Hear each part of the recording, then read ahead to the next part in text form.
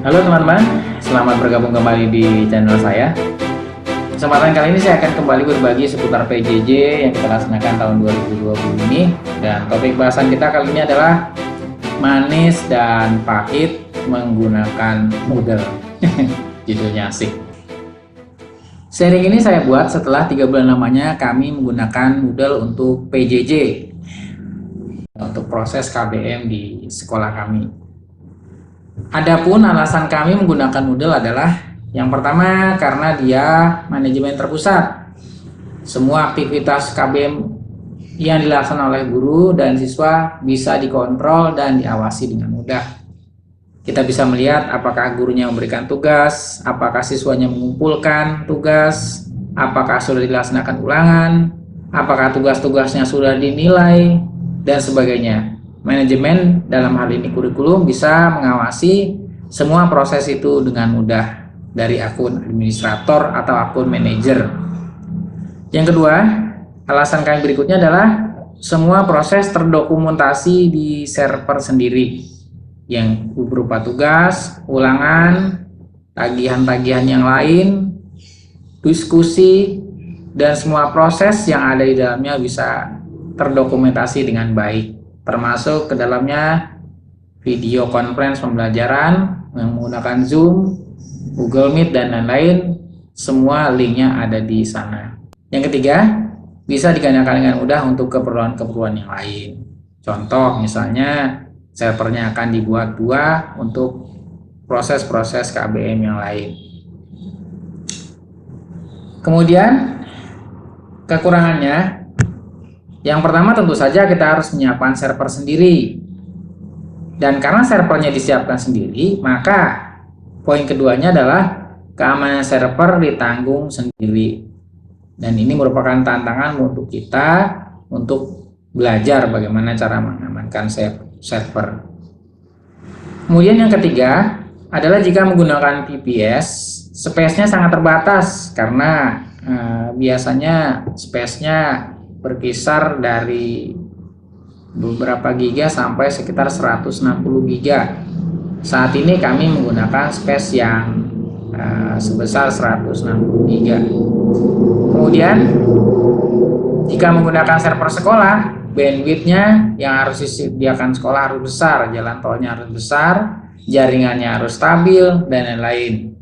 Catatan kami, jika diakses oleh 1000 orang, paling tidak bandwidth pada saat proses awal sekitar hampir mendekati 1 giga.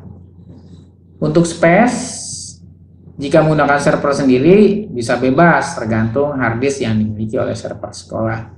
Selanjutnya, bagaimana jika teman-teman ingin berniat menggunakan Moodle tapi ingin terbebas dari masalah di atas? Solusinya adalah teman-teman bisa menggunakan colocation server. Jadi server kita titip di rak penyedia hosting, tetapi kekurangannya bayarannya mahal karena ukuran server mempengaruhi biaya. Contoh, untuk sewa server dengan ukuran 2U lebih mahal dari ukuran 1U. Alternatif yang paling mungkin adalah menggunakan yang gratisan, sama seperti Google Classroom yang beralamat di gnomio.com. Nah, ya tentu saja dengan kekurangan dan kelebihannya juga. Oke, kembali lagi ke asam manis menggunakan Moodle. Server saya sendiri itu ditenagai dengan CPU 8 core CPU, kemudian total kecepatan CPU-nya 19,2 GHz, memori 8 GB, space harddisknya sendiri 160 GB, dan bandwidthnya 8000 GB. Ini adalah statistik server saya yang diinstal Moodle dengan user sebanyak 1200 orang, penggunaan masif setiap hari dari Senin sampai dengan hari Jumat. Kebetulan hari ini adalah hari Sabtu, jadi bisa dilihat di sini statistiknya sedikit, tetapi masih ada beban-beban CPU di sini karena siswanya banyak yang mengupload tugas, keperluan tugas dan lain-lain. Kemudian memorinya juga bandwidth paketnya sedikit di sini. Ini hari terakhir kemarin. Kemudian penggunaan memorinya juga masih tergolong besar karena saya cek tadi masih banyak anak-anak yang mengupload dokumen-dokumen, tugas dan lain-lain. Nah, ini yang mengkhawatirkan adalah pada disk space atau disk usage. Selama 3 bulan menggunakan, space yang tersedia dari 160 GB sudah per hari ini sudah terpakai 80,78 GB. Jadi sudah hampir separuhnya. Jadi kemungkinan server ini mungkin masih bisa digunakan untuk 3 bulan ke depan sampai bulan Januari akhir PJJ. Kalau memang nanti tatap muka, ya ini server ini sudah penuh dan sudah tidak bisa digunakan lagi, kecuali datanya dikosongkan lagi, dipindahkan ke server lokal. Tetapi tentu saja ini akan membuat proses kita tidak terdokumentasi dengan sempurna. Baiklah teman-teman, mengakhiri asam manis ini saya berikan beberapa catatan akhir seputar penggunaan Moodle untuk proses PJJ yang telah saya laksanakan.